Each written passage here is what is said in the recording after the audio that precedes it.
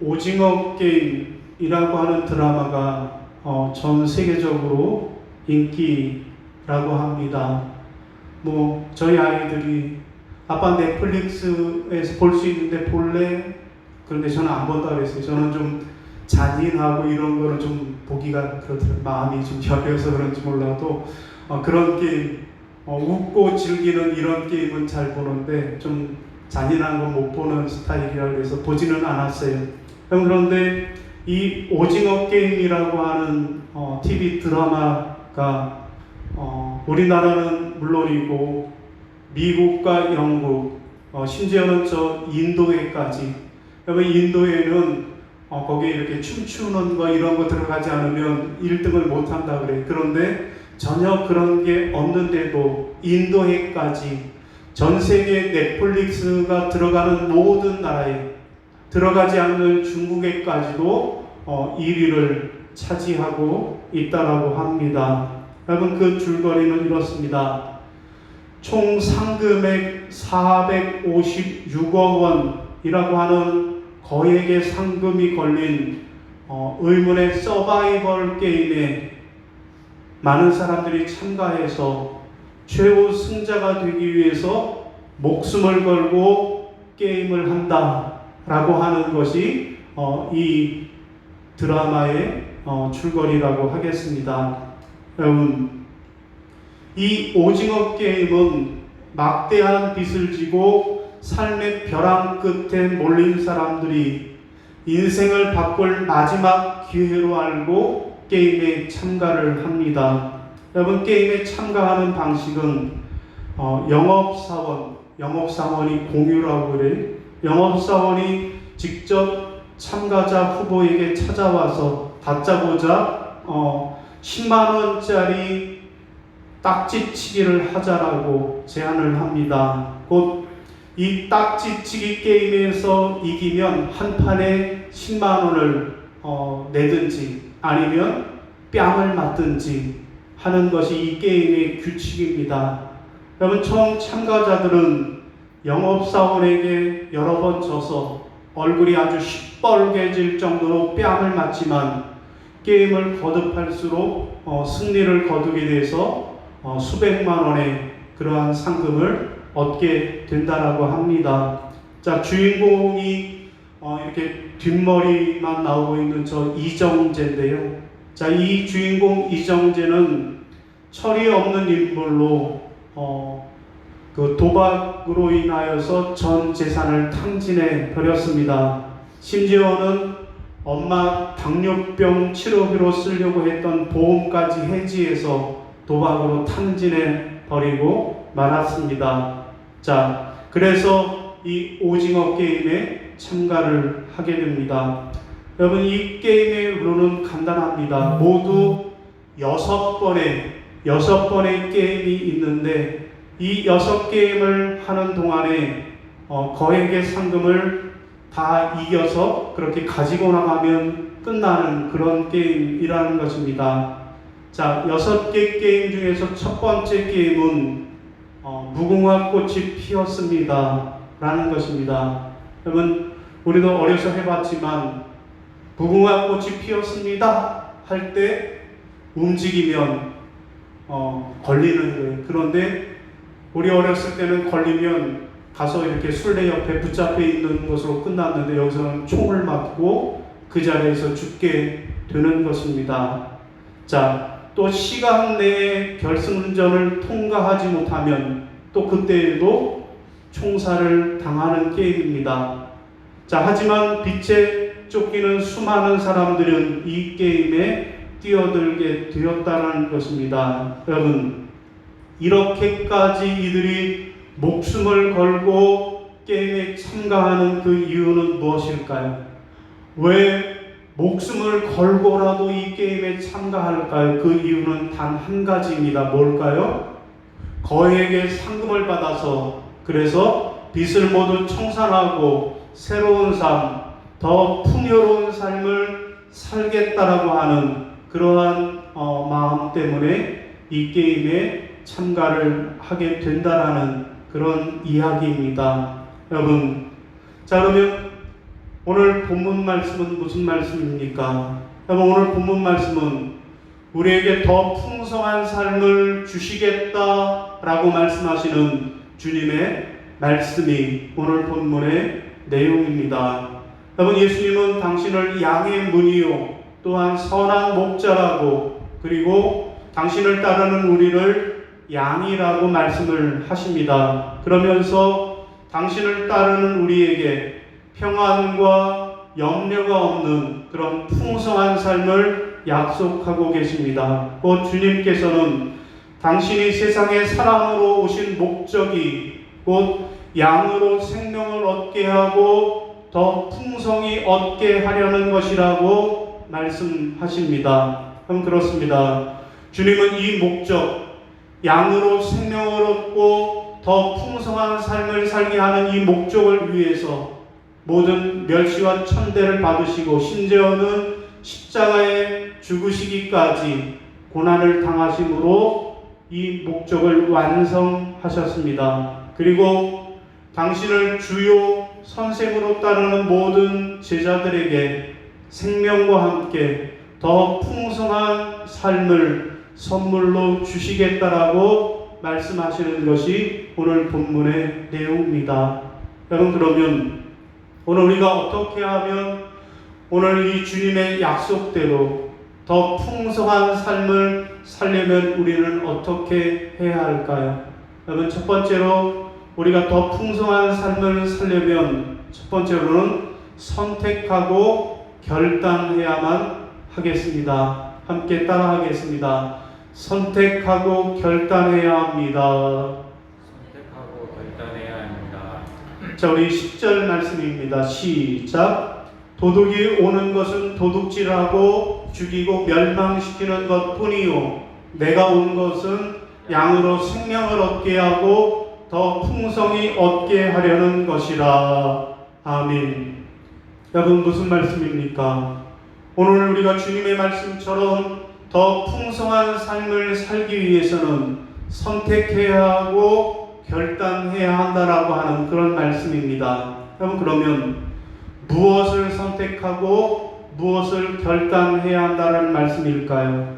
자, 도둑과 사꾼과 같은 세상을 따를 것인지 아니면 선한 목자 되신 예수님을 따를 것인지 선택하고 결단해야 한다라는 말씀입니다. 여러분, 그런데 오늘 예수님은 왜 세상을 향하여서 도둑이라고 사꾼이라고 말씀하시는 걸까요? 왜냐하면 도둑이나 사꾼의 그 주인이 사탄이기 때문에 그렇습니다. 여러분, 사탄은 세상에 잠시 있을 즐거움과 소유나 명예, 권력 등을 마치 전부인 것처럼 또는 영원히 누릴 수 있는 것처럼 우리를 속이는 존재입니다. 그래서 예수님은 사탄을 이렇게 말씀하십니다. 요한복음 8장 44절 시작. 너희는 너희 아비 마귀에게서 났으니 너희 아비의 욕심대로 너희도 행하고자 하느니라. 그는 처음부터 살인한 자요 진리가 그 속에 없으므로 진리에 서지 못하고 거짓을 말할 때마다 제 것으로 말하나니 이는 그가 거짓말쟁이요 거짓의 아비가 되었음이니라. 아멘. 여러분, 마귀는 거짓말쟁이요 마귀는 거짓의 아비라는 거예요. 자, 이렇게 마귀의 속임수에 넘어간 사람들은 어떤 사람들입니까? 그런 사람들은 자신의 생각과 육신의 감각을 신뢰하는 사람들입니다. 그래서 자기 눈에 보이는 것, 세상적인 것을 가장 진실한 것처럼 믿어버리는 사람들이 바로 그런 사람들입니다. 그러나 우리는 세상의 것들과 세상의 주인이신 하나님 사이에서 하나님을 선택해야 하고 오직 하나님의 말씀만을 따르겠다라고 결단해야만 하는 것입니다. 여러분, 주님은 12명의 제자들을 부르시면서 뭐라고 그랬습니까? 나를 따라오라. 나를 따라오라고 제자들을 부르셨어요. 여러분, 그 주님이 오늘 우리에게도 말씀하시는 거예요. 나를 따라오라고 말씀하고 계십니다. 여러분, 그러면서 당신은 선한 목자라고 말씀하십니다. 왜냐하면 선한 목자는 양들을 방초, 동산, 좋은 곳으로만 인도하시기 때문에 그렇습니다. 여러분, 그렇습니다. 우리가 누리고 싶어하는 더 풍성한 삶은 주님을 우리의 목자로 선택하고 결단할 때 이루어지는 것입니다. 여러분, 우리를 자녀로 삼은 하나님은 우리가 세상에서 더 풍성한 삶을 살기를 원하시는 분이십니다. 여러분, 그러므로 여러분은 주님을 여러분의 주인으로 선택하고 주님만 따르기로 결단하시기를 바랍니다. 그러면 여러분의 삶이 더 풍성한 삶으로 가득 차게 될 줄로 믿으시는 여러분들이 다 되시기를 바랍니다. 여러분, 철학자 파스칼은 신앙에 대해서 이렇게 이야기를 했습니다. 신앙이란 모든 사람에게 공통되는 상징적 논리에 근거한 합리적인 동의가 아니라 각 개인이 결단을 내려야 할 도박과 같다라고 말했습니다. 여러분, 철학자의 말이라 좀 어려워요. 저도 여러 번 읽어봤는데 뭔 얘기일까 잘 모르겠더라고요. 여러분, 무슨 얘기인가 하면 신앙이란 합리적 동의가 아니라 모든 사람들이 맞아 합리적으로 이렇게 동의하는 게 신앙이 아니라는 거예요. 각 개인이 결단해야 하는 도박과도 같은 것이 그것이 신앙이라는 거예요. 곧 인간의 이성으로는 하나님이 있다라는 것을 증명할 수 없고 또 하나님이 없다라는 것을 증명할 수도 없다라는 거예요. 여러분, 세상에 어떤 사람도 하나님이 계시다라는 것을 합리적 증거로 내놓을 수는 없어요. 또 안 계시다라고 하는 것도 합리적 증거로 내놓을 수는 없다라는 거예요. 그러면서 그가 하는 말이 신앙은 도박과도 같은 것이다 라는 거예요. 신앙은 도박이라는 거예요. 여러분, 그런데 여기서 도박 행위라고 하는 것이 비합리적인 것만은 아니라는 것입니다. 왜냐하면 여러분, 이 도박에서 여러분, 우리의 신앙이 도박과 같다는, 하나님이 있다고 하는데 걸든지 하나님이 없다고 하는 쪽에 걸든지 양쪽에 도박을 걸어야 하는 것이 신앙이라는 거예요. 그런데 이 도박에서 하나님이 있다라고 하는 쪽에 건 사람은 여러분, 나중에 하나님이 없다라고 판명이 돼도 뭐라는 거예요? 믿져야 본전이라는 거예요. 우리는 하나님이 살아계심을 믿어, 우리는 거기에 도박을 걸 거야 라고 해도 나중에 하나님이 없다고 해도 우리는 손해볼 게 없다라는 거예요. 그런데 하나님이 없다라는 쪽에 도박을 건 사람들은 나중에 하나님이 있다라는 것이 판명될 경우에 이 사람이 받아야 할 저주는 어마어마한 대가를 치러야 한다라는 것입니다. 여러분, 이처럼 파스칼의 신앙은 하나님이 있다고 결단하고 믿고 살아가는 사람들에게 숨어 계시던 하나님이 당신을 드러내신다라고 하는 실존적인 신앙이었습니다. 그는 신앙이란 철학의 합리적 논증이나 교회 교리에 의해서가 아니라 각 사람이 하나님 앞에 스스로 결단하고 하나님 앞에 엎드려 결단하고 변호하는 자기 자신을 깨닫고 그래서 사랑과 겸손과 감사와 선한 일로 가득한 예수 그리스도의 삶을 닮아가는 데서 드러나는 것이 신앙이라고 그렇게 말했습니다. 여러분, 길게 설명을 드렸지만 한마디로 얘기하면 신앙이란 뭐다? 선택하고 결단하는 거다. 세상을 선택할 것인가? 하나님을 선택할 것인가? 마귀를 선택할 것인가? 우리 하나님을 주인으로 선택하실 것인가? 선택하고 또 그렇게 살겠다라고 결단하는 것, 이것이 우리의 신앙이라는 것입니다. 여러분, 오징어 게임에 6가지 게임이 있다고 그랬는데, 여러분 그 중에 나오는 게임 하나가 징검다리 게임이라는 거예요. 자, 징검다리를 건너는데 징검다리 앞에 그 다리가 유리로 되어 있다는 거예요. 그런데 유리가 한쪽에는 일반 유리라는 거예요. 거기에 사람이 올라가면 어떻게 될까요? 와장창 깨져서 떨어져서 죽게 되는 거예요.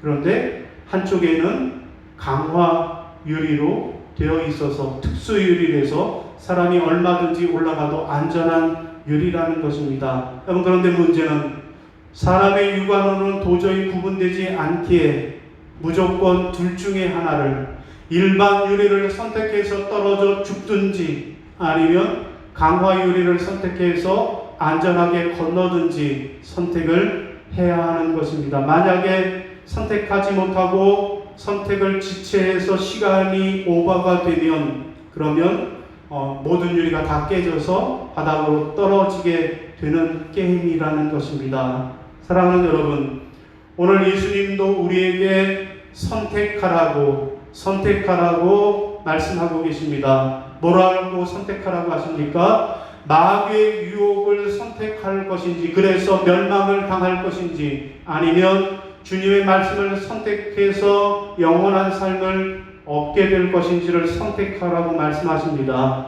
여러분, 무엇을 선택하시겠습니까? 바라기는 여러분 모두가 주님을 선택하고 주님만 따르겠다라고 결단하시기를 바랍니다. 그래서 여러분의 삶이 더 풍성한 그런 삶을 살아가는 여러분들이 다 되시기를 주님의 이름으로 축원합니다.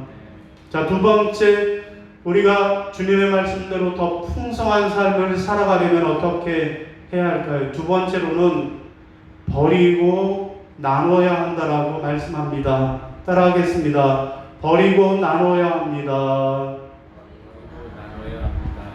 자, 우리 11절입니다. 시작. 나는 선한 목자라. 선한 목자는 양들을 위하여 목숨을 버리거니와. 아멘.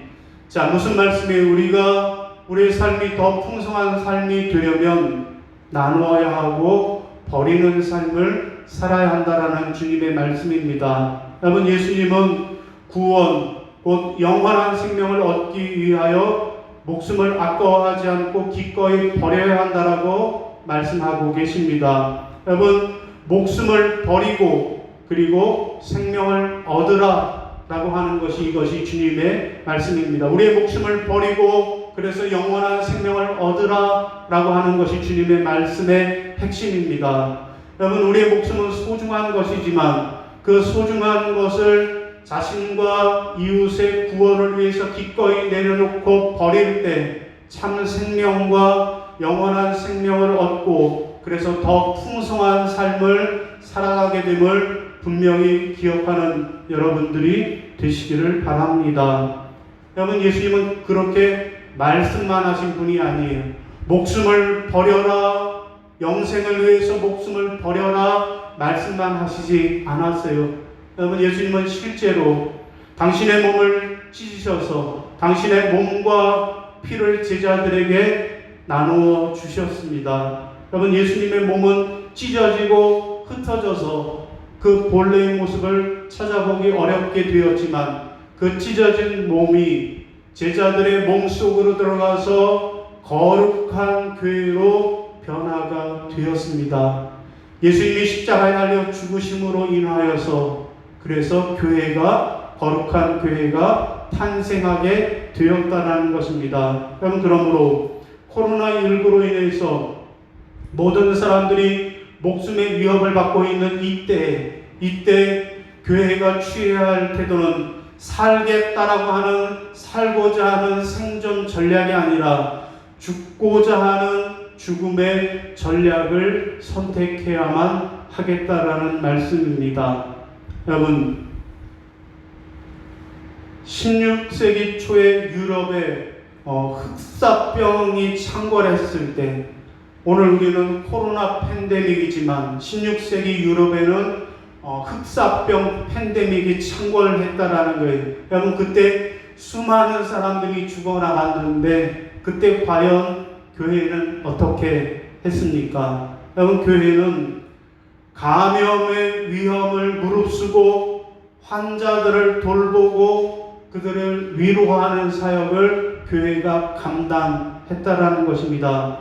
여러분, 이것은 누가 봐도 생존 전략이 아니라 죽음의 전략이었던 것입니다. 여러분, 치사율이 지극히 높은 흑사병 앞에서 찌붕글리는 종교개혁자 찌붕글리는 이렇게 환자들을 치유하다가 자신이 전염이 돼서 죽음의 직전까지 갔다가 살아나는 그러한 체험을 하기도 했고요. 또 종교개혁자 루터는 전염병을 피해서 도망가지 않고 오히려 자기네 집을 활짝 열어서 흑사병에 걸린 환자들을 자기 집에 들여서 치료처로 개방을 하고 환자들을 돌보고 그들과 함께 살았다라는 것입니다. 여러분, 이처럼 예수 그리스도의 사랑을 위해서 자신의 목숨을 내어놓는 사역은 교회가 더욱 굳건하게 서는 그런 요인이 되었다라는 것입니다.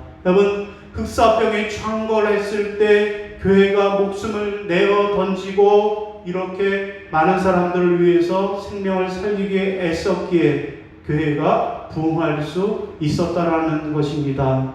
여러분, 코로나19로 본격화된 생명의 위기의 시대에 교회는 무엇보다도 예수 그리스도를 중심으로 거듭남과 동시에 교회의 모든 영적 또 물적 자원을 총동원해서 병든 사람과 죽어가는 사람, 절망에 빠진 사람들을 우선적으로 섬겨야 할 것입니다. 왜냐하면 예수 그리스도의 십자가의 사랑만이 우리의 생명을 얻게 하고 우리를 더 풍성하게 하시기 때문이라는 것입니다.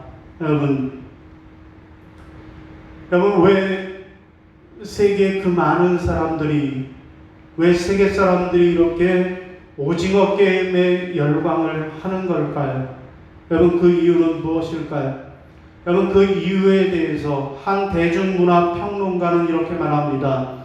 오징어 게임은 무궁화 꽃이 피었습니다. 줄다리기, 구슬치기, 딱지치기 등 외국인들에게는 아주 이색적이면서도 쉽게 이해할 수 있는 단순하고도 다양한 게임이 등장하기 때문이라고, 아주 어렸을 적 하던 쉬운 게임이 등장해서 사람들에게 관심을 끈다라는 것이고, 또 하나는 시청자들의 감정이입을 높이는 현실감이 있다라는 것이고, 세 번째로는 K-드라마 특유의 약자에 대한 배려가 드러나는 휴머니즘 때문이라고 그렇게 분석을 했습니다. 특별히 이 오징어 게임이라고 하는 드라마가 담고 있는 휴머니즘은 다른 말로는 K-신파라고도 불린다라고 그래요. K-신파, K-팝, K-드라마, K-신파. 여러분, 오징어 게임에 참가한 사람들은 너나 할 것 없이 사회에서 낙오된 그런 사람들입니다. 자, 그렇지만 주인공을 비롯해서 선한 마음을 가진 사람들이 극심한 갈등을 겪지만 자기들보다 더 약한 탈북소녀, 노인과 그리고 이주 노동자들, 이러한 사회적 약자에게 손을 내민다라는 거예요. 자, 드라마 평론가는 공동체가 살아남기 위해서는 소외되는 사람이 없이 연대해야 한다는 메시지를 담고 있다라고 해석을 했습니다. 그러면서 드라마는 굉장히 절망적인 상황에서 인류애를 회복하는 이야기로 이어지는데, 흔히 K-신파라고 하는 면들이 여느 해외 데스게임에서와는 달리 긍정적으로 작용했다라고 분석을 했습니다. 여러분, 한마디로 세계인들이 왜 이 오징어 게임에 열광을 하는가 하면 재밌기도 하지만 그 속에는 휴머니즘이 있는데 연약한 사람들에게 나누어주고 베풀어주는 이 모습에 공감하고 열광하고 있다라는 이야기입니다. 여러분, 옛날 우리가 불렀던 복음성가 중에도 사랑은 참으로 버리는 것이라고 하는 그런 노래가 있습니다. 가사는 이렇습니다. 사랑은 참으로 버리는 것, 버리는 것, 버리는 것. 사랑은 참으로 버리는 것, 더 가지지 않는 것. 이상하다 동전 한 입 움켜잡으면 없어지고 쓰고 빌려주면 풍성해져 땅 위에 가득하네 오 하는 노래입니다. 그렇습니다. 우리가 참으로 풍성한 삶을 살기를 원하십니까? 그렇다면 나누어주고 베푸시기를 바랍니다. 나만을 위해서 쌓아두지 말고 베푸십시오. 아니 나 먹을 것도 없는데 남을 나눠줄 게 어디 있냐라고 하면 평생 그런 삶을 살게 되는 겁니다. 그러나 주님께 구워 주십시오. 이웃에게 구워 주십시오. 그러면 주님께서 누르고 흔들어 넘치도록 여러분에게 안겨주시는 줄로 믿으시기를 바랍니다. 사랑하는 여러분, 여러분의 삶이 더 풍성해지기를 원하십니까? 그렇다면 주님께서 당신의 목숨을 십자가에 버리시고 나누어 주신 것처럼 여러분도 버리고 나누는 삶을 사시기를 바랍니다. 그래서 여러분의 삶이 더 풍성한 삶이 되시기를 주님의 이름으로 축원합니다. 자, 오늘 말씀을 정리하겠습니다. 여러분, 풍요의 계절 가을입니다.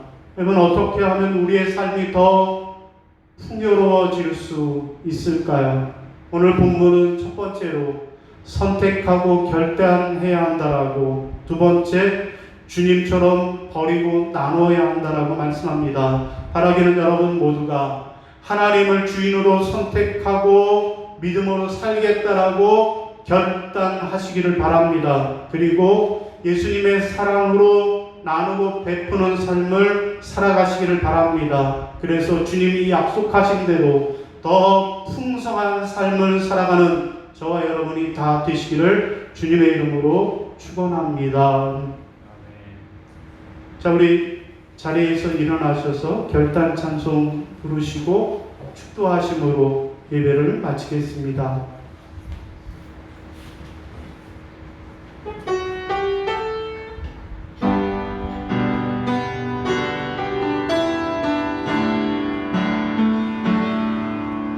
주님 말씀하시면 내가 나아가리라.